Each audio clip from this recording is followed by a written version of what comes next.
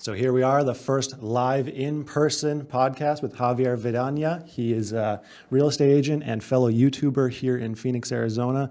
He's got some awesome things he's doing over on YouTube in order to boost his real estate business. And you can talk a little bit about what you're doing on your channel and your real estate business, and we can get going. Sure. Like I said, my name is Javier Vidana. Do I look at the camera or am I looking at you? Either way, you can look at me. Okay. I'll look at the painting behind you. Yeah. My name's Javier. I've been in Phoenix now almost all my life. I'm a realtor, been a realtor for about 7 years. I'm 27 right now. And really started, I was an average agent for a long time. Always wanted to be a YouTuber though. But, about 2.5 years ago, I just hit the right time in my life where I was the right type of person. I was doing the right kind of things, and it just kind of exploded. And now I have a channel that I get to meet great people and help them. Mm-hmm.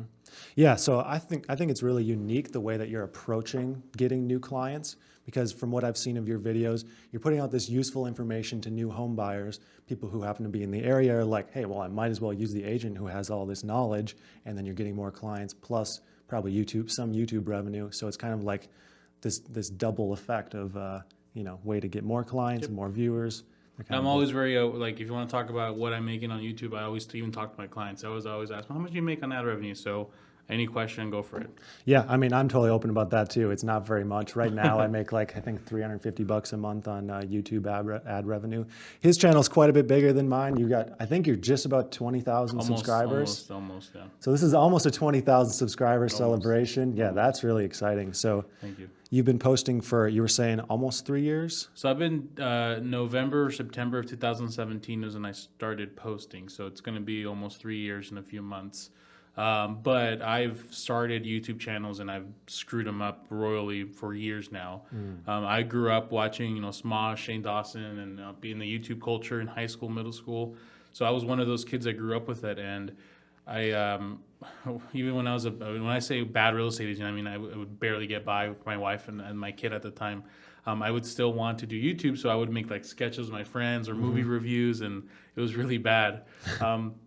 Even before that, I was trying to do the real estate show and a real estate podcast and just everything that the basic realtor tries to do to YouTube now. That's what I tried. Right. But it's about 2.5 years ago, there was a certain thing that happened where a certain video just kind of started. I decided to say, you know what? I'm not going to start a channel to get famous. I'm not going to start a channel to get clients. I'm just going to talk to that camera like I talk like my clients, and it worked. Wow. So that was kind of the click. I'm just going to put information out there and do it consistently, and then. Well, what happened is, I told my wife, you know what, I'm going all in. I was trying to do these vlogs with my family, and just once again, every basic person that wants to get started that doesn't know where they're going starts doing, and it wasn't working. And I had this new camera, and I was like, what am I going to do? And I was on Facebook, and I saw a few agents doing some ads on, hey, buy this house, which is a really beautiful house that clearly was not even the right price range for that payment, saying, buy this house $1,000 today, down payment assistance, no zero down or whatever. And what was worse is that I was getting a lot of comments. People loved it. People were saying, please call me, here's my number, I messaged you, And at the time, I was 4 or 5 years in the business. I was a solo agent now for about a year, 2 years, because I was with the team prior. And I was a little salty with the real estate industry. I wasn't a fan of realtors and the way they were trying to scam people. And I was not happy with where I was going. And I just turned on the camera and I just started talking to it like if it was a client. One thing I was good at even then was if I sat you down in front of me, I was going to educate you and I was going to show you what was what. So I just started talking to it just like the camera. Hey, this is Javier and this is the actual cost of buying a house. What changed for me was when I identified who my audience was, but I don't just identify who my audience is. I don't just say, first-time home buyers. I every time I record on the camera, I specifically think about a family who has to move out in a few months. Their lease is coming up soon. They're stressed out of their mind. What are they going to do? The wife's been nagging at the husband, hey, are you going to buy a house? How does this work? They have a cousin who's in real estate, but they don't want to call him because he's weird and he puts weird stuff on Facebook. So they're just stressed out of their mind. What am I going to do? And they go on YouTube and there's my video. Wow, Every time I click record, I think about that person. And I think, what is that person going to ask and how can I give value to that person? Now, am I excluding people? Yes. But still, most of my clients kind of resonate with that message because when I talk to them, it's not like I'm just a realtor trying to sell them. It's just like, hey, this is how things are really done. And to correct something you said earlier, I didn't do these videos to start getting business. I started Right. doing videos to give value, and a return of that happened to be I started getting business. Right. Yeah, I think that's I didn't mean to say that you went into Yeah. it like trying to, gain in a specific dare way, you. but I'm just kidding. but it ended up that way. And Yeah. I kind of had a similar thing where my goal was, well, it was two things when I first started: to promote just learning things, which Yeah. was, as you were talking about before the show, just my skill learning Yeah, I videos. used to just start learning some crazy stuff, like Yeah. playing the harmonica and stuff like that. Yeah, all kinds of stuff. And I still like that kind of stuff. And I'm constantly like trying to learn new skills. But then I ended up shifting more towards the business side and thinking in terms of, okay, 6 years ago, 7 years ago, what questions did I have that I wish there was a video for? And the same as you, that's exactly like that approach has been the best approach for me as far as making content and like you said, resonating with the viewers. And that's something that I think you're really good at is resonating. I've been watching some of your videos, and you're like a calming presence with this like factual information that makes sense. You're not like trying to blow people's minds with you can get this, you can get that. That's what people are trying to do all the time.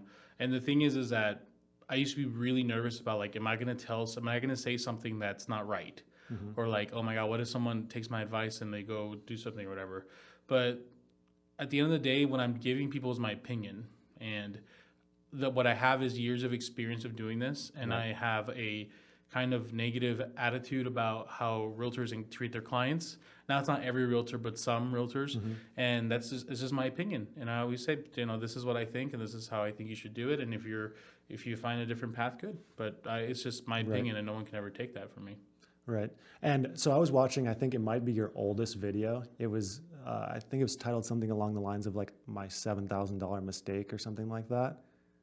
Do you remember that It's not video? my oldest video, but yeah, it's one of the first dozen. It was an old video, but I was kind of experimenting with the vlogging thing where I would vlog a little bit and I'd post the camera somewhere. Yeah. Yeah. Well, I liked that video. So I watched it, and you had mentioned how in the past there was a client that you had, she had bought a home through you before, and then you didn't follow up with her. You didn't do those little things that you know you should do, and you missed out on her selling and buying a new home. It was even worse than that. I helped them buy, and then I helped them sell.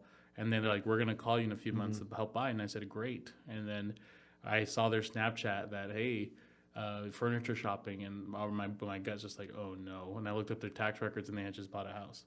So, I do remember that video. So when I saw that, I was like, wow, so you actually learned from that. And because I could tell from your later on videos, you talk about like the little customer service things that you do now because of that lesson, probably in part. So I wanted to hear a little bit about what you do to kind of go above and beyond for your clients, because that's something I really like to focus on. For sure. Good question.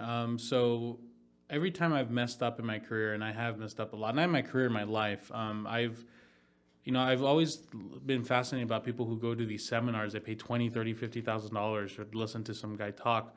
Not to discredit it, it's really helpful, but so every time I've messed up, for example, let's say I made a mistake and it cost me $4,000 to fix it. I'll think, well, I just paid a $4,000 seminar to learn the lesson of this or whatever. Right. And it's my way of shielding the pain. But honestly, man, with the customer service thing, I still struggle with that every day. 20 people that reach out to me via email or DM on, I'm really sad to say that not 20 of them sometimes reach back to me, or sometimes I look. And people have to fight a little harder to get to me. But I will say that once a client is, meeting with me and they are my client, and we made that agreement with each other that we're going to work for each other, or I'm going to work for them and they're working with me. I mean, man, I just treat them like if it was my house, it was my client. It was, I used to have this thing where I would say, you're my partner in real estate. I'm really like a partner. Like, let's buy this house. Like, I don't know, I don't have a good feeling about this flooring and this or that or other. I look at this AC is a little older. Right. Oh, you want a good shot? This is what I think we should do. And I mean, just really just being there whenever they need me and making, because as a realtor, your job isn't to push. Your job isn't also to open the door. It's just to kind of guide them through the process. And when there is some tension or you feel there's something off, you need to bring it up and be like, what's going on here? The house is perfect. Why don't you like it? Like, is there something else you're not telling me? And that, that's where I kind of, once they're my client, then they're just my, So you almost approach it as if you're like their real estate therapist a little bit. A little bit. Sometimes I hope you don't like it when I have to do it, but the people that that once again are my clients are just like, I tell them, you're my best friend for 4 months. Okay. Like if we have to talk every day, if we're looking at houses, we're gonna have some hard conversations if we don't get the house accepted. But it's just I just care, man. I care too much sometimes where it affects my business, and that's why, like I said, my customer service isn't as great because everyone that reaches out to me sometimes, it falls through the cracks, and I feel bad about that because I'm like, well, if that was me trying to reach out to someone and it didn't work out, then So do you ever feel like you're spending too much time on clients that don't end up panning out? I have been very fortunate to the point where most of the time the people I meet they do turn out well. And I don't want to complain about the business I get because the amount of business I get is really great. Uh, I think the problem is when I spend too much time. Something I respect about you is when you have a business and you're trying to run everything by yourself, you're just going to get exhausted, Right. and even customer service goes down. I have another business where it's a nonprofit where I help kids how to play chess. And that business, I have different employees that go to different schools. I have different people that do that, and I manage things. So that business runs itself as long as people show up. And you have to deal with fires when they don't show up. Right. Or if there's someone not talking right the certain way, you need to deal with that fire. So it's more responsibility, but you're not out there doing the hustle. With my real estate, I've been the opposite. I'm doing everything. I'm doing the escrows. I'm doing transactions. I'm doing everything. So I think my problem is I need to have more a business-like approach. It's you know what? Maybe I do need to have some showing agents that are going to show houses for me. Maybe my transaction coordinator, maybe I can have her, manage the transaction. That way I can go focus on our clients. So it's running the business more like a business, not just me have to do everything. Yeah, so I think the question there would be either what things do you not like to do, or what things do you think you could hire someone to do that would be better than you? Yeah, for sure. We can definitely have a good business talk about that, but I think I do genuinely enjoy most of the process, and the paperwork is probably the one that. But at the end of the day, that's probably why the customer service part needs to be when you're ready. When you're showing houses, I need to be there, right? During escrow, I'm there a phone call away, but. It's the people. What I struggle with is the people. I have such an amount of attention and people that want my question answered or something that it's hard to manage sometimes. I find that, so I see this a lot with small business owners who are well, they only want to talk to me. I have the answers, that kind of thing. Yeah. And then I find that once people actually do end up delegating those things to other people, they almost always realize, oh, my clients don't really care who they're talking to as long as their problem or answer gets solved. For sure. So you create a hotline for people. Exactly. And it's if that first line of defense can't answer the question, then you're right there. Yeah, how can I help you? This is a unique situation. Yeah, so that's something I've started doing, get some coaching, because I'm I need to start looking at this like a business. The YouTube side of things too, there's definitely potential there with not courses for my subscribers, but courses for people that want to learn, because I get a lot of attention from small business folks and also realtors that want to learn how I did it. Right. And I'm I'll just pay $50 a month and you'll learn, So a lot of potential, but I just have to kind of restructure to change it up. So unfortunately for anyone out there who are fans of mine, in the next year or two, the last 2 years, people got me the whole entire transaction.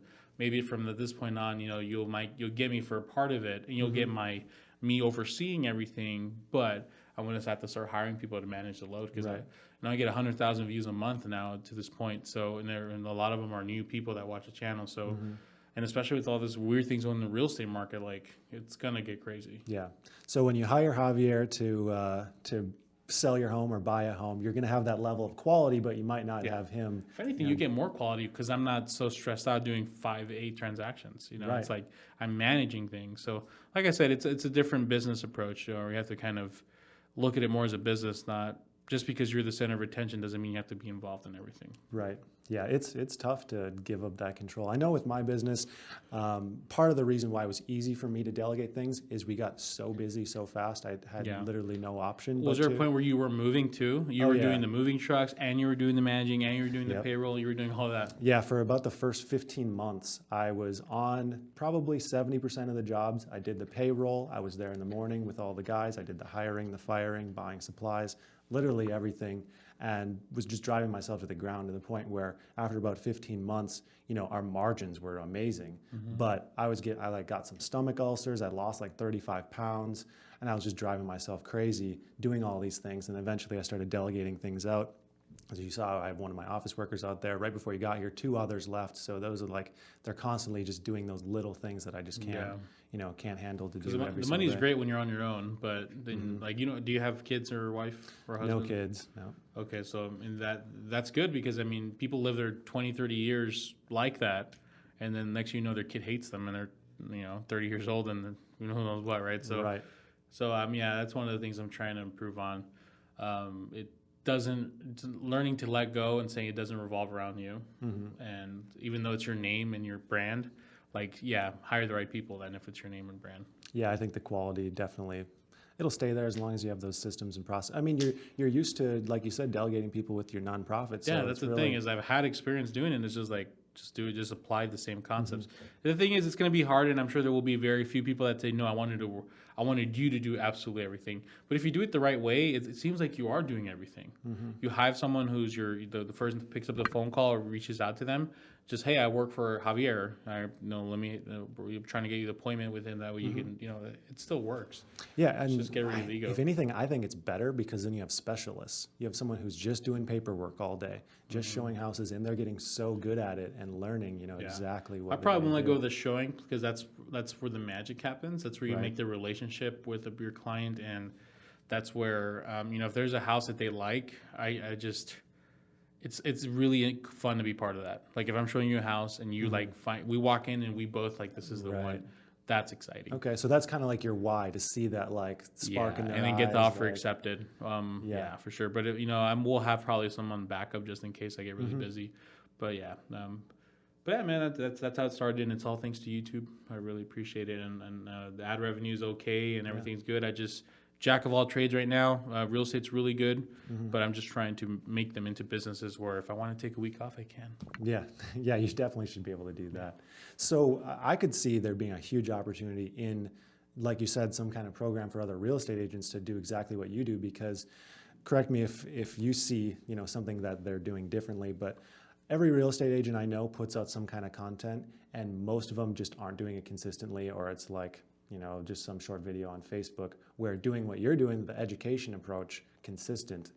There's people that actually, so you probably have other realtors and lenders you follow. So other than the not consistency, what do you think that's wrong with their videos, or that they're not getting a lot of views or subscribers? Honestly, the only thing I really see is consistency, because most agents are very personable and decent enough on the camera. So, I mean, you have to be personable to be an agent for the most part. But you know, what I see a lot, I have a lot of friends who are real estate agents. They'll post a video or post, you know, a couple videos for a week, and then they don't do it for 3 months.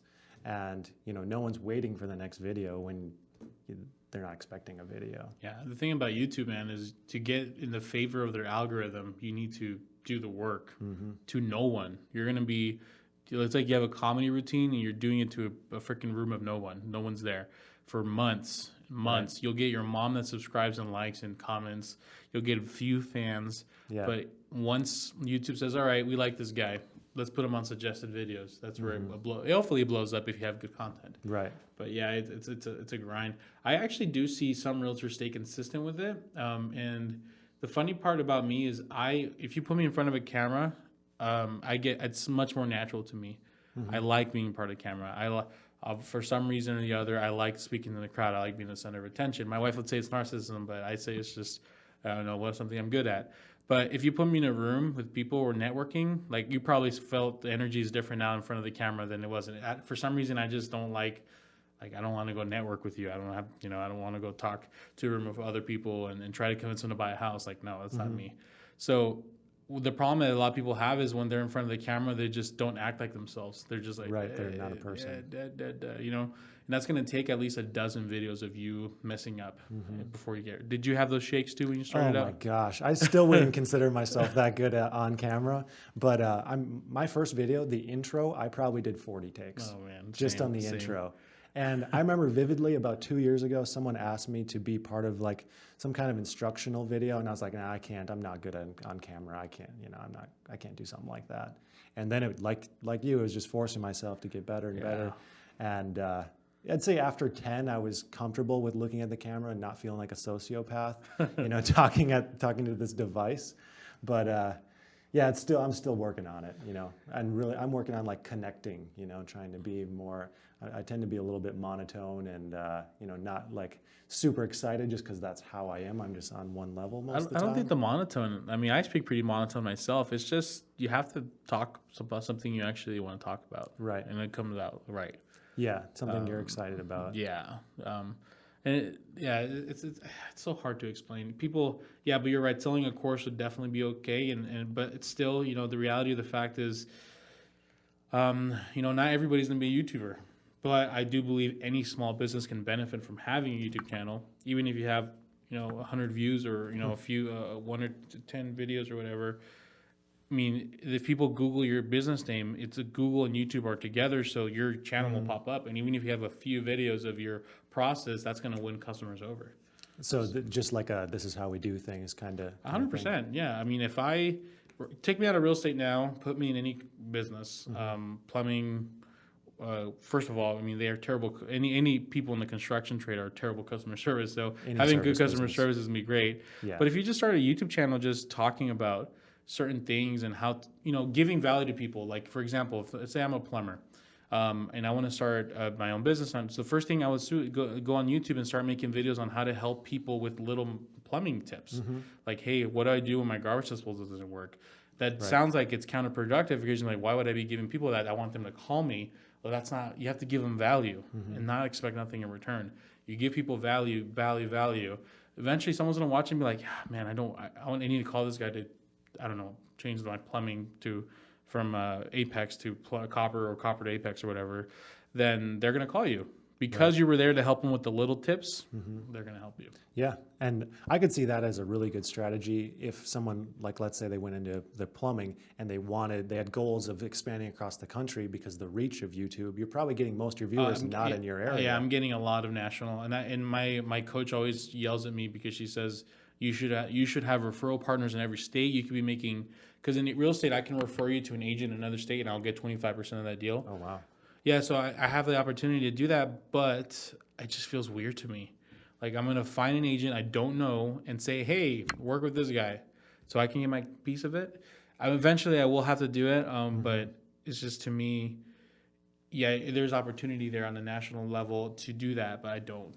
Do you know the percentage of people that are in the area versus national?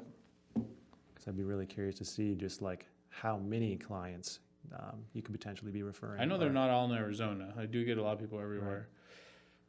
Yeah, let me pull it up real quick. Discovery, audience probably, right? Gender, top countries, 92% in the United States, of course. I don't think I'm able to... I guess even just emails you get are yeah, they're not just from Arizona, they're from everywhere. So yeah, they're all over the country. So for a plumber, yeah, 100%. But the thing is that you eventually, like you said earlier, you will look out and you'll find one or two, and that's it. My first client came like March, I started, let's say September 2017. Around March or February, I had somebody called me and they're like, hey, we found your channel. We want you to help us buy a house. And I said, great. And I helped them and I said, well, that never happened again. Let's move on. And then, I used to close 2 or 3 deals at a month then. Then, another month pay later, someone else called me and said, great. Now, 1 out of every 3 months, I had 1 deal. Eventually, every month, 1 out of my 3 deals were from YouTube. And next thing you know, I'm now doing 5 deals because there's 4 from YouTube. And it's just gotten to the point now where I'm very fortunate. I don't have to be prospecting. I don't have to be begging for business. I don't have to be calling, people that sign up at my site and, hey, you looking to buy a house? I just have people through my YouTube. They find me, they find my link, they click and make an appointment with me, and then they meet me. So yeah, we were talking about the national leads that you're getting compared to the local leads. And I was just wondering, when you're promoting that, obviously that you're an agent, do you say, hey, I'm in Arizona, so mostly only Arizona leads are coming to you? So what I've learned to do in my last say years worth of videos is I always start with the same intro. In the intro, I hint at that I'm an agent. Well, I go, well, hi, hello everyone, welcome to another real estate video. This is Javier Vidana, the real estate YouTube guy in Phoenix, Arizona, helping you accomplish your goals. So I dropped Phoenix, Arizona, and I dropped because what I noticed is a lot of the clients I had, they're saying I was just watching your videos on YouTube, I was learning, and then at the very end you said, hey, you're in Phoenix, so then I called you. So I was like, no, that's not going to happen again. Let me say initially in Phoenix. Now, I'm not saying, hi, this is John with Remax Professionals. You're talking, because then that automatically is going to turn people off. As long as I disclose in the bottom in the description where my brokerage is, that's all that matters. The very end, I do, once I've given value, because a lot of people click away, so I don't get everybody. The very end, whoever decided to stay is probably still engaged with me and is actually interested. Right. Hey, but if you happen to be in the Phoenix, Arizona area and you're looking for a realtor, let me know. I'm here. My contact information is below. I've experimented with having my phone number, not having my phone number because I was getting a bunch of creepy calls from all over the country. Right. But I just decided, you know what, I'm just going to have my number up there. And my number's up there. It's my Google Voice number, so sometimes it's not ringing me directly, but it's letting me know someone's calling me, and you know that's how I get my people. So are you getting calls every single day now from YouTube? Yeah. Wow, that's awesome. Can you say how many like a month you get lead wise from YouTube? Man, well, last year I helped 42 families buy a house. 80% of them for YouTube. Wow. So 75% would be 30. So 30 divided by 12, 2 to 3, yeah, like 2 to 3 solid clients that close on a house. On top of that, I probably could have probably gotten more leads. So like I probably could have done another 10 or 20 if I had systems in place and everything. Like some kind of funnel. Yeah. The thing about real estate is if I help someone buy a house and they buy a recently good price, like a decent price, and it's good enough to pay the bills for that month. So. Right. And you're going to get those people in 2 years when they're moving. Well, that's the idea. Ideally. If I continue to keep giving them dropping, which I'll be honest with you, like people that have bought a house 4 or 5 years from me haven't heard from me, so that's probably something I can improve on too. See, that's the thing about me, man, is like people assume that I've got it all together. I love what I do and I love helping people, but there's so much business I can still grow. Right. What's important is I know I need to keep growing, and I know I'm just, when the minute I say I got it, I figured it out, that's when I lose. So I'm always like trying to grow, try to be better, how to turn. I'm happy with 42. I don't think I want to keep growing.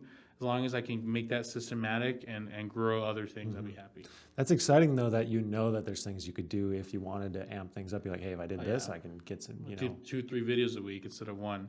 Right. I have a buddy of mine who's buying a house. He's also a YouTuber, does videos on a certain video game, and he does it every day, and that's his job. He does Twitch streaming and he makes some pretty good money. So, like if I wanted to, I can start doing once a day or every 3 times a week and really get it going. So what's the reason not to do that? I do everything. I do editing, I do the shooting, and I love editing, but it does take me 1 to 3 hours sometimes. And when I get home, sometimes I don't want to edit. Sometimes I want to. Right. So I don't think I'll ever do every day. I might do like 2 times a week. That would be ramping it up. Yeah. I usually do once double, a week now. Yeah, double would be great. So here's an idea for the out-of-state real estate agents in order to vet them. If you had some kind of like, you came to agents who are already highly rated and you said, hey, I'm getting X amount of leads a month.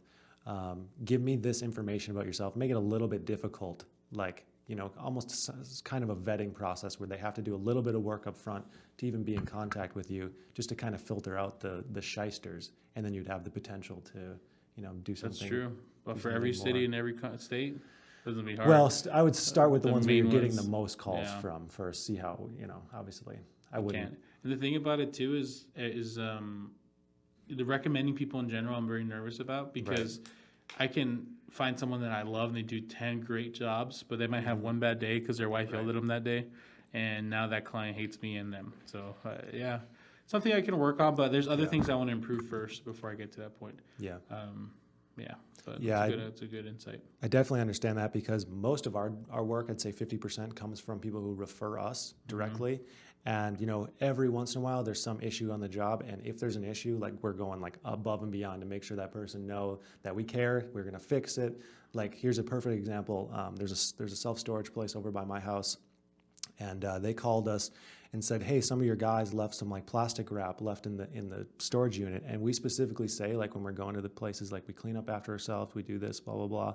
And as soon as I heard that, like I dropped everything, drove there, bought some like lunch gift cards. I apologized. I was like, if it's still there, I'll clean it myself. And they're like, wow, we've never had anyone even like Wow. And that was a storage reply unit to place? us. Yeah. So that was just like, they send us jobs, probably one a month on average, but like the emphasis to make sure that they know that we care. Now they're probably going to, be like, this is our go-to guys, because we know if there is an issue, they're going to fix it, Yeah, 100%. right away. And they were wowed, which I was just like scared. If anything, I was like, I don't want to lose anyone who Of like course. believes in the company. But That's amazing. And you're probably in a similar position where once you get big enough, there's just like so many paths to take. Like right now, you could be like, I'm going to go all in advertising on the radio, or I'm going to go all in advertising on Right. newspaper. You can, like in my case, I have the referral network I can start setting up. I have it's like certain products I can start creating, like journals for my subscribers and this and that or the other. There's so much paths where you're just like, which one do I take? And Right. which time, where do I invest my time? It's almost like, like I wanted to start doing classes for realtors and start teaching them and try to make money off them. But I was like, wait, that's not where I want to go. I think I want to adjust. I'd rather Right. have a class that runs on its own without me being involved. That way I can get money out of them. And then they can learn the YouTube thing. And it's also nervous to give realtors my tips and whatnot. But at the end of the day, I mean, everything I've done on YouTube to succeed on it is available all right now if you Google it. right. That's what I found too. Most of it is common sense. Yeah, go to Think Media. Sean Cano, I think his name is. He makes great videos on how to grow a channel and what equipment to use. There, you can learn that. That's where I learned. Yeah, you can say the same thing about like most service businesses too. Everyone knows what good customer service is. Like they pick up the phone, they follow up after, giving a quote. They're friendly when they're there. It's so simple, but yet, like you said, with construction companies, they all suck at it. So They get too big. I mean, they don't have enough. I don't know. Something happens. That'd be an interesting study, because I believe all construction companies, when they're small, might be great, but then they get too big and then they're just like not great anymore. they get comfortable, I think. Yeah. Yeah. You got enough money to pay your bills and plus a little bit. You and got then 3 you're good like, jobs. Who cares if 2 of them you don't show up on the job for? Yeah. Well, I had the exact situation at my old warehouse. I had to build out the office space. I called 11 or 12 contractors. None of them answered on the first call. One of them called me back, and I left them all voicemails. The one who called me back quoted something just insane, like $40,000 to put up like some walls and drywall in this office space. And I was just like, this is my option. And then I ended up going with a referral through someone else, and the total job was like $11,000. So it was like insane. Any one of those companies would have gotten my business probably if they quoted $15,000 to $20,000, something somewhat reasonable. But none of them even returned my call. Yeah, that's the crazy part. Yeah. 11,000 for that job. That's pretty good. You got a good price on it. Yeah, well, it was afterwards I realized the quality wasn't the greatest. The carpet was just horrendous. Oh, like gosh. within 2 months, the carpet was like pulling up, and they had to come back and fix it several times. And then by the time we moved out, it was like, this carpet is trash. It's like a restaurant, right? Like, you find a good restaurant, they're famous for something, and they get really good, and then all of a sudden now you go to lunch and there's like it's too packed, and there's too many people wanting it, and it's like, what's going on? I can't even get my favorite tacos anymore. Well, when there's more people that want that business, then they start losing their loyal customers, and they start losing the quality that they had once before, because they get comfortable. And that's where I'm afraid. That's where I'm afraid, where I don't want to go the wrong path now, because I have all this attention now, and I have all these clients, and I have these people want to meet with me, but now I just don't want to kind of fall into that and start getting too snotty, where I don't want to meet with certain people. But at the same time, I also have to change it up a little bit, so my loyal people are still there, and I love them to death. But at the same time, I have to have a system in place to make sure everyone gets a good experience. Right. On the follow-up aspect, I have a buddy who's an agent here in Phoenix, and one thing he does is on every one of his past clients' birthdays, they get sent this little like bundt cake thing. Yeah, that's actually, he copied that from Lizzie Hofer. Oh, yeah. Lizzie Hofer sends cupcakes, sprinkles cupcakes every birthday for every single client and their spouse. Probably tens of 20,000 cupcakes, and she started that about a decade ago, and a lot of people like They can't use sprinkles cupcakes, so she has that, but bundt But cakes something and like similar. yeah. It works though, It because I works see people 100%. posting on their Instagram. It's such a huge amount of work. I mean, I can't imagine, but yeah, it works. Yeah, he has someone dedicated to do that and the other like Of little course. customer service. Like that's their full-time 100%. job. You But need to have a full-time job for that. yeah, insane. So here's a question for you, since you're the expert. I'm thinking about refinancing my house. So let's kind of like go over the details that you normally would go over if someone, asked you that question. I bought it like 2.5 years ago. The interest rate that I have on it is like 4.125. Now I'm getting all these letters in the mail that the interest rates are lower. You could have lower payments. What are like the pros and cons of, doing that or just keeping the current? Well, I think you should take advantage of what's going on now and refinance. I can't give you specifics on that because I'm not a lender. I don't know the exact process of it. But if your credit has improved and your income has improved and you're going to be in the house for another 5 years, then do it. Refinance. Don't just go with these freaking companies that are sending letters out. They always drive me crazy because their letters always look so official, and then you open them and they're just like trying to solicit your business. Right. So call the same company that helped you qualify and buy your house, and then also call whoever you bank with. Big banks suck for buying a home, especially first-time home buyer houses, but they're great at refinances. Okay. Especially with their own customers, they give great rates. They do all kinds of stuff. So you have any tips on avoiding the fee that they charge when you refinance? You will not avoid it. You will have to pay it. It's either coming out of your equity or you're going to pay it. Okay. There's like no way around that. That's what they have to. They make their money too somehow. Right. So it's the best way to do it probably is just to Shop them around. Yeah. Just shop them around and make them aware that make them aware you're shopping around. Right. They're like, hey, give me your best number because I'm gonna go talk to Wells Fargo after this. Right. And it puts them on their toes a bit, but that's what I will do personally.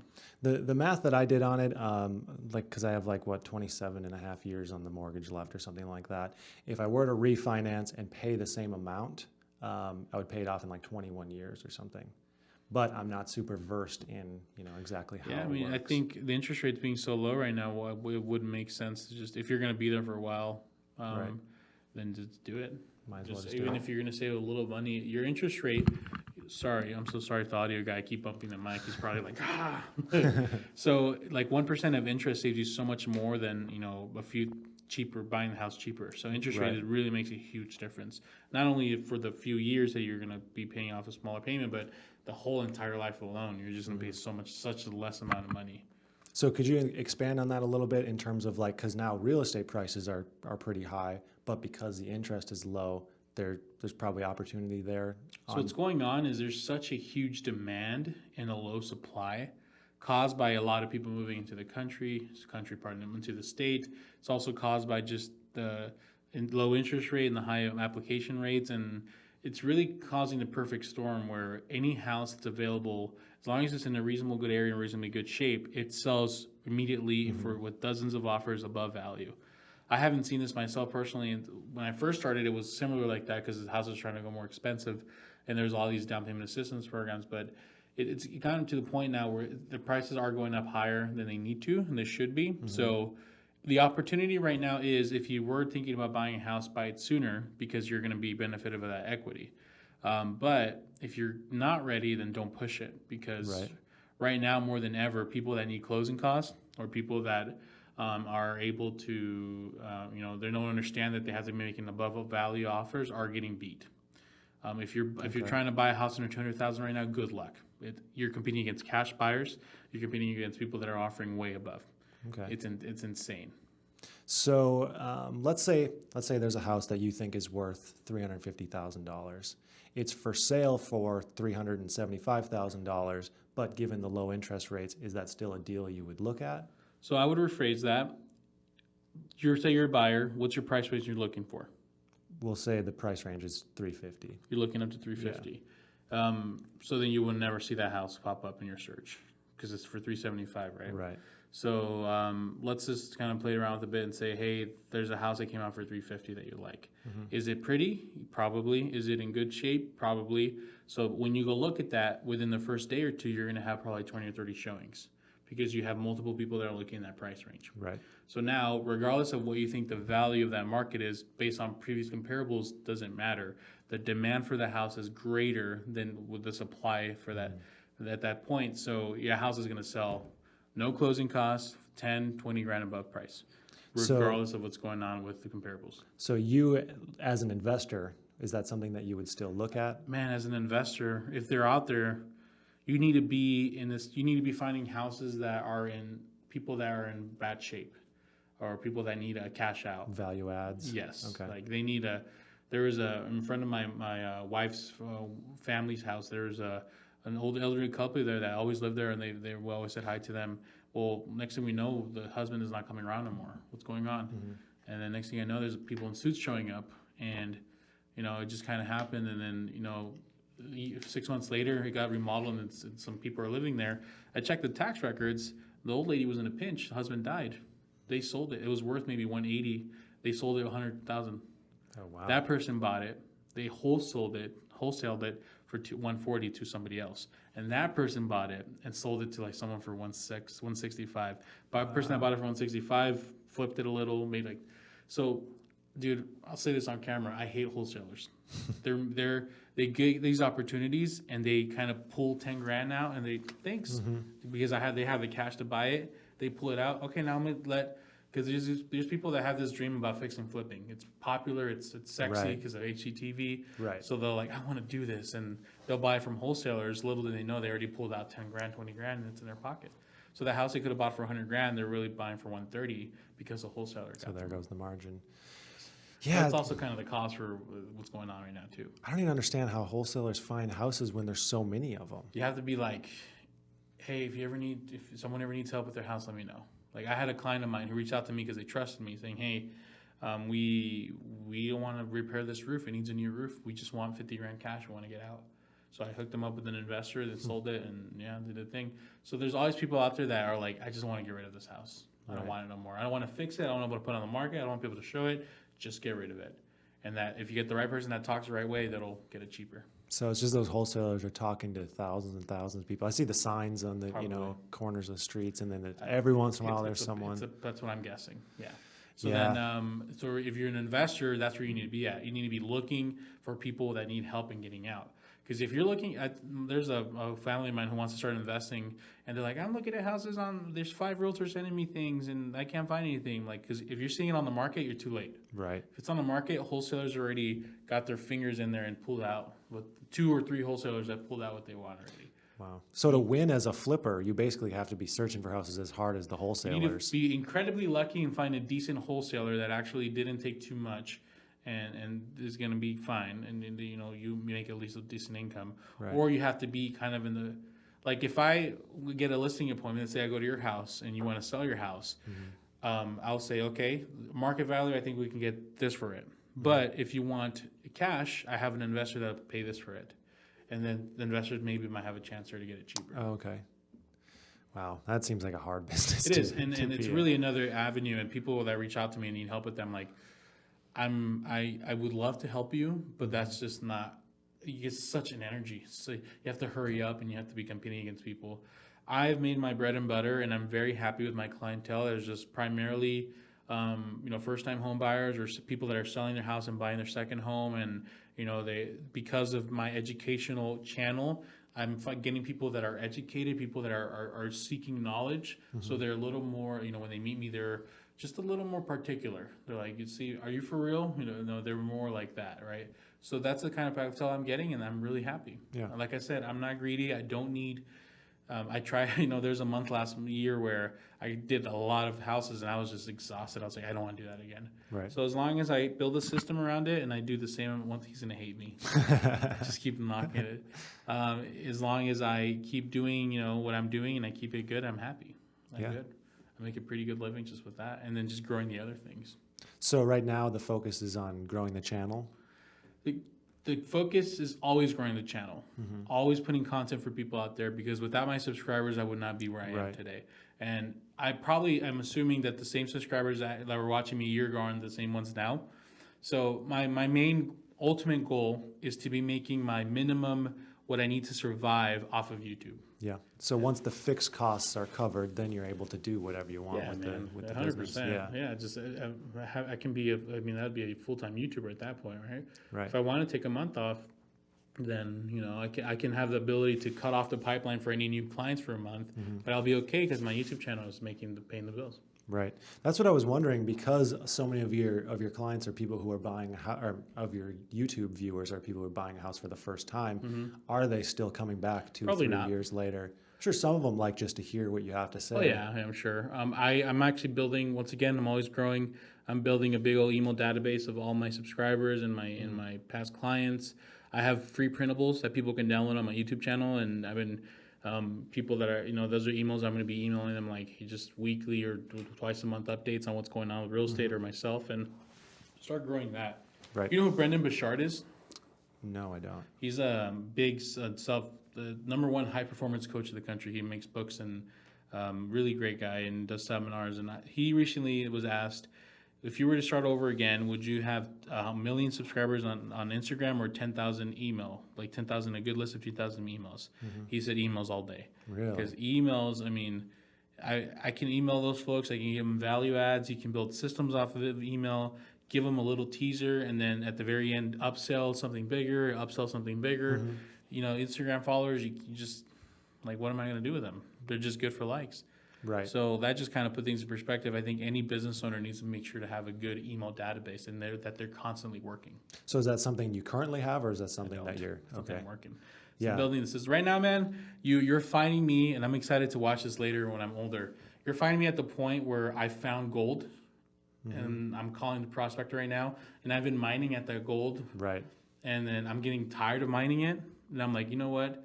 Let's go call I don't know, a mining equipment company and help me get this Right. at a better rate than I've been doing. Yeah, you're finally like getting the fruits of your labor of all Yes. that time on YouTube, and that's kind of what I've thought about myself, because I've been asked multiple times why I don't have a course or something like that, and I feel like the time isn't right until you're of a bigger size. Plus, you're really not going to make a whole lot until you're of a bigger 100%. size, anyways. I hope that doesn't discredit anybody. If you guys want a YouTube channel, like I started getting my first clients at 300 subscribers. So don't think that you're probably right about the course thing, because if I have someone who's like at 500 subscribers and they're selling courses, I'm like, what are you doing? Come on. Right. Now. But for sure, that's what I struggle with too, because I'm like, why am I going to sell a course? I'm only at 20,000. There's people with 100,000 or 50,000. I think there was 2 or 3 real estate YouTube guys that were making educational content that when I started, they were way more subscribers than I've passed them, but there's like 2 more that have way more than me. There's a guy named Kevin, Meet Kevin, and there's another guy who makes like finance videos as well, who has way more. And if I ever get to their level, great. But I want to be able to bring at least real estate education at a higher level, because I think people just need, for some reason, you can't call a realtor and ask for advice. You can't ask a lender for call for advice. Right now, you have buddies, but if you decide to call a realtor out of the book, they're going to want to make an appointment with you. They're going to want to pre-qualify you. They're not even going to give you time of day. Right. So I believe if I can keep this up, man, maybe having some kind of agreement with YouTube or something where I'm like the YouTube like educational source for real estate in general, because people will always buy houses. But that's just me dreaming big. Well, you got to. So is that bigger YouTuber? Is that Graham Stephan? Yeah, there you go. I Yeah, couldn't think of his name. so I actually was on his show like in September or something like Oh, that, were you? and the episode went great. We talked about my business. We talked about investing in like a Roth IRA instead of in the business, because my question was, if I invest in my own business, my return is so much bigger than what I could ever expect. Were you interviewed by him, or were you like? Yeah, I was on his second channel. I was okay, interviewed on his second channel. He awesome. never posted the video though. Oh, he didn't? Yeah, I don't know. Well, dude's probably so busy. It's crazy. And yeah, I mean, the amount of views he gets, he's probably making, and his approach was just ridiculous. So it was like he had some assistant that like helps him coordinate the interviews and stuff like that. And 3 different times they were like, we'll call you on this day. And they didn't call me the first 2 times. And the third time they're like, we'll call you on this day. And I was like, okay, what time? They call me in the middle of the day, like, well, I'm out inspecting a job. Like, hey, you ready for your interview? I'm like, I guess, let me get in my car. Like, let me, go somewhere quiet. and they didn't post it. And then they didn't post it. I was like, that's so strange. Yeah, Like, I mean, he must be at a level where he's making so much on YouTube that he probably doesn't have to be selling houses or interviewing people. Oh, yeah, no. That's where the problem is when we get so busy and we're making a good amount of money, we start losing that caring. And especially when viewers, like you start looking at the number as not in the people, that's the worst. Like I'd be like, oh, I only got 3,000 views in this video. No, that's 3,000 people that watch your channel. Yeah, if you think about it as people sitting down. Like, yeah, like that's amazing. Yeah. But it's hard, man. Being in the social media business, it's hard to like you see the numbers and you have to remember their people and all that and the other. Right. But yeah, no, for sure, Max. Just I mean, you're finding me at a point now where I'm aware. I have a great year last year. I'm continuing to have great years. I have an amazing source of business, and I love my clients. But I'm just now trying to find ways to systemize it to the point where I'm 27 now. By the time I'm 30, I would love all my systems to be just like systemized, where I need to intervene with certain things or step in to manage things. But if I want to leave for a month, I can. Yeah, you definitely should be able to do that. And are you at that point yet? Not worry. I could leave for a month for sure. You saw my manager out there, Connor. He can take care. He can answer basically every question that someone could ask me. And the reason for that is really he's been working for me for almost 4 years. Where'd you find him? Was he your friend? He actually applied to work for me as a mover, and I needed an office person. And I was like, I met him, and during the always interview, like, hey, if you ever need me, or was he always like, he made an impression on you, or what? During the interview, my initial thought was this guy isn't a mover. He's got like the bubbly personality of like an office type person. So I hired him on as an office worker to book jobs, and then eventually just took more and more responsibility. And like I said, he's been working for me. Yeah, he's been working for me for almost 4 years, and I've trained him to answer questions and think in the way I do. So if someone comes to him, his first thought is, okay, how would Max solve this problem? And the thing about business too is I bet if you step away, it won't run as good as it would have been. It wouldn't have run as good as it would have if you were, but as long as it runs like 70%, we'll be good. Yeah, so I think if I were just to step away for, let's say, 6 months, I think it would maintain where it's at, but it wouldn't get better. Oh, okay. So do you have that's pretty good then if it just maintains it. Yeah. Basically, any big company CEOs like Target, Walmart, they're probably growing at a little rate, but they're just maintaining Right. it. They're a lot bigger than me. 1% growth pretty for big, Walmart. man. You're pretty big. 1% growth for Walmart is 100 of my businesses put together. But yeah, I mean, obviously I have a bunch of future plans as well. But for me, I'm almost on a slightly different side to you where last year I really went all in. I was like, I'm going to do absolutely everything I can for this moving company and see, where it goes in the next year. Not that I wasn't working hard before that, but I was like, every system I can think of, I'm going to build, everything like that I'm going to do. And we grew 19.5% in last year. But then after seeing those numbers, I was like, man, that's it. I couldn't think of how we could have done anything better. And now it's almost at a point where it's like, well, maybe it's the industry won't allow as much growth as I want to see, or maybe it's time to transition into something new there.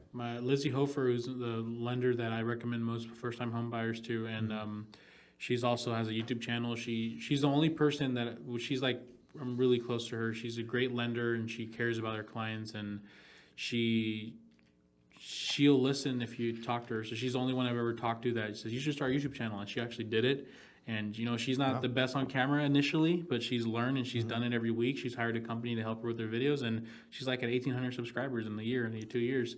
Well, believe it or not, I'm interviewing her next week. Are you really? Yeah, I bought my house through Guild Mortgage. Well, she's not with Guild anymore. Oh, really? You're interviewing her next week? Yeah. I was about to recommend you should meet with her. Yeah. It's interesting. Yeah, I've met her.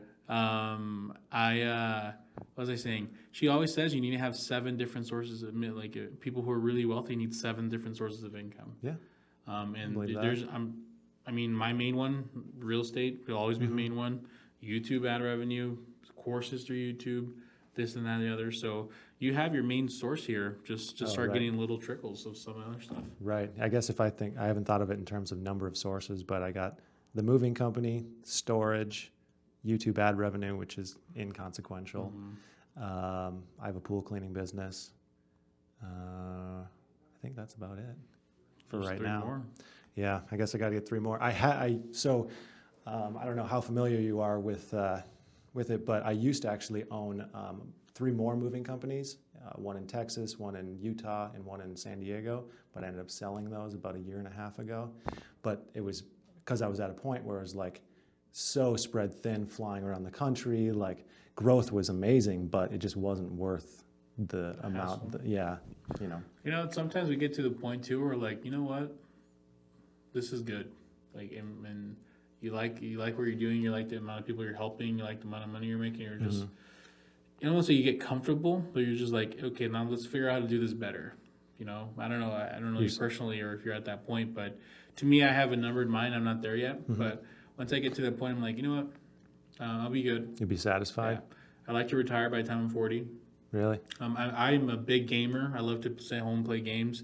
I love Dungeons and Dragons. I love to sit with my group of friends. I love to take my family out to eat. I like to bring food. I just love spending time with my family, and I love being able to provide those funds. And as long as I can keep doing that at a good rate, man, like I'm pretty happy. I'm really happy. I don't need to go be the next Warren Buffett. I don't need to be a billionaire. As long as I can help people's lives and I can continue to provide for the people around me and be able to play my games, my D&D, have a good life for my kids, have a good life for my wife, you know, I'm not going to overexert myself to the point where I'm like, I need 2 more sources of income. Maybe find a way to do the ones you have better and just be like, you know what, it's good. Yeah, I'm not there yet. I have like I wish I could think that way. Like, I'm, you know, once I hit that point. Something I was brought here into I haven't really talked about this in any of my other, so people that are watching this get the exclusive take. But I'm not originally from the United States. I was brought here from Mexico at a very young age. And I grew up in Phoenix, Arizona, where, you know, you hear nothing but negative things about immigrants and Joe Arpaio's going to get you and all this and that or the other. And, you know, thanks to my wife, you know, we're at a point now where I don't have to worry about those things anymore. But you just like, we have a great opportunity here. We do all that. But at the same time, being able to be there for your family and your kids is something that we take advantage of. Right. So, yeah, we have a little different perspective. And one thing I learned too, man, is with money, you're like, if you feel shitty or you feel sad about something or you're not happy with your life, just another $200,000 a year is not going to make you better. No, definitely not. Yeah. It definitely doesn't make, like, I don't think I'll be any more happy with, even if I had 2 times, 3 times, 5 times the income. I think the happiness will stay the same, but I'm just addicted to like the progress. Like, am I better today than I was yesterday? That's the question I keep asking. Like, am I better and better? And I don't think I'll ever retire because that's how I've always been. And it's what I like doing. You know, I like playing business. Like, I like having this place. I like building it up. I like doing new things, you know, doing cold calls. Like, I like the struggle and like, you know, with this new space, I've been here, you know, from early morning till 8 or 9 p.m. pretty much every single day. And just so satisfied when I get back. 24. Forgot how old I was for a second. Yeah, I'm at that point too. People ask me, I'm like, what? Yeah. I was getting interviewed the other day and they're like, how old are you? I'm like, 27 or 28. I don't remember which one right now, but that's one of those. Yeah. I hope they don't print that. But yeah, oh man, maybe we're just I was that same way too. Really? But you seem a little more mentally healthy than me because to me it used to like defeat me when other people were doing better than me. Oh. I used to be like, But did you feel like you were missing out on things when you were working like long days? Were you like, dude, I missed my son's my son's year 1 and 2. I was part of a team, so I would just be cold calling all day, like from 7 a.m. to 8 p.m. showing houses and working for someone else and doing all that. And I miss like his first words, his talking and all that. And I'll never be able to take that back. Right. My daughter, who I told you earlier, she's 2 years old. She's having some health issues. If she ever has a seizure and I'm not there, like I can't even imagine. Like it's just, you know, I don't know. I don't want to say neither of us are wrong. I just think that I had kids when I was like 20 years old. My wife and we got our first house when we were 18 or 19. My wife has pushed me, but she's also kind of centered me. And, you know, I don't think I ever get to the point where billions, but I think I'll get to the point where, you know, tens millions, maybe even 100 million if everything goes well. But Right now, at the age I am, with what I have, I'm very fortunate, and I'm very nervous that YouTube will take it away one day. So Right, I'm just trying to enjoy it as much as I can. That's the thing about YouTube is you're so reliant on their platform, and if they want to stop recommending you, Well, they like me, see man. ya. The CPM is good. That my CPM is like $11 per thousand, which is higher than a lot of them because it's educational. Yep. So as long as they don't take that, I'll be good. Yeah, I found the same thing. My educational videos, some of them are as high as like $40 CPM. It's insane, dude. It's insane. And then the other YouTubers are like $2 or $3 a thousand. Yep. My skill learning ones are like $2-3. Yeah. Yeah, because I have a video. I don't even know exactly how many views. It's got like 70,000 views, and I think it's made like $50 or something. It's like weird, that. man. Like you have a good setup here. I feel like enlightened right now. Like I didn't know that about myself. That I was like, yeah, maybe like I'm happy. Like I don't need to go and push it and go crazy. Wow. But don't get me wrong. I still want to grow things, and I still want to get to the point Yeah. where instead of doing 40, I'm doing like 100, and there's a team under me that's doing better. But Yeah. it just puts things in perspective. The space, bro, the space Yeah. poster you got back there is putting good vibes too. Yeah, oh, well, I'm Got a good glad to setup hear here, that. This is the first episode with all this artwork up and everything like that. I think you just reached enlightenment. I know. While we're sitting here. I don't know. I think I can die now. I'm leaning more towards that your thought process is the right thought process versus Nah, mine man. because no one's more ever like wrong, man. Everyone just has different experience. satisfaction, you know? Everyone has different experiences. Because it's just like that contentment that I think everyone chases, and You sometimes just it's keep chasing it, yeah. man. And then, of course, one day you'll have kids, and you'll call me when you're 35. Like, okay, bro, I get it. Yeah, maybe. But no, dude.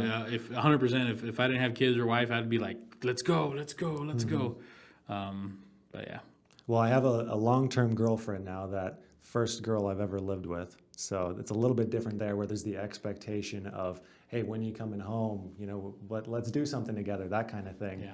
And the grind hasn't slowed down at all. That's good, man. Yeah. What do you have Total Recall here? Is that your favorite book? No, there's actually no reason why it's on the desk besides it was thick enough for this to this to rest Makes on. sense. I saw, if you can't see This is this. sponsored by Total Recall. Yeah. Arnold Schwarzenegger. My unbelievably true story. So I got this because that poster behind you is the exact same as this thing. Oh, That's cool. Atlas at the Rockefeller Center. That's like a good representation of what we're talking about. Atlas is holding the whole world.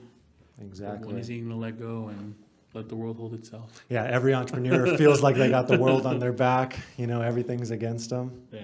Well, Javier, thanks for being on.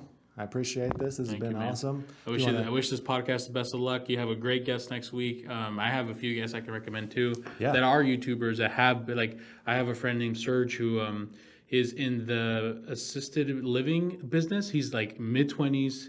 Like you'll meet him, he's wearing Yeezys. He's freaking like way cooler than me. and he does a YouTube channel, and he's like, yeah, I have businesses and I have assisted living businesses. And you're like, what? Let's he's get like in him his on. mid-20s, but he's killing it, man. Yeah. He's a great business owner to have out here. So Awesome. I don't want to just be all YouTube specific, but he has also great educational thing through YouTube where people pay him to fly him out to go check out their assisted living facilities. It's amazing. Wow. Yeah, that's definitely a guy that I want to meet. And do you have any socials you want to plug? Yeah, man, just Google me, Javier Vidana, Javier Vidana. I have Instagram, I have a YouTube channel, my website. I guess I have to say, if you are looking for a realtor in Phoenix, Arizona, you know what? Just look me up, and if the reviews you like the reviews and you like my content, then you'll know where to find me. Well, there you go. You want to say anything about your charity? I think that we didn't really have time to talk about that. No, it's nonprofit. No, it's not a charity. Nonprofit? We have a nonprofit where we teach kids how to play chess with a surfing theme environment, and that's great too. That's also my social media. What's the name of that? Surf and Chess. Surf and Chess. CSURF and I don't really talk about it a lot, but I'm going to start talking about it a little sooner. Awesome. Well, that's great. Thanks for being on. Appreciate it. See you guys. Awesome. Yeah, man, you have a good set.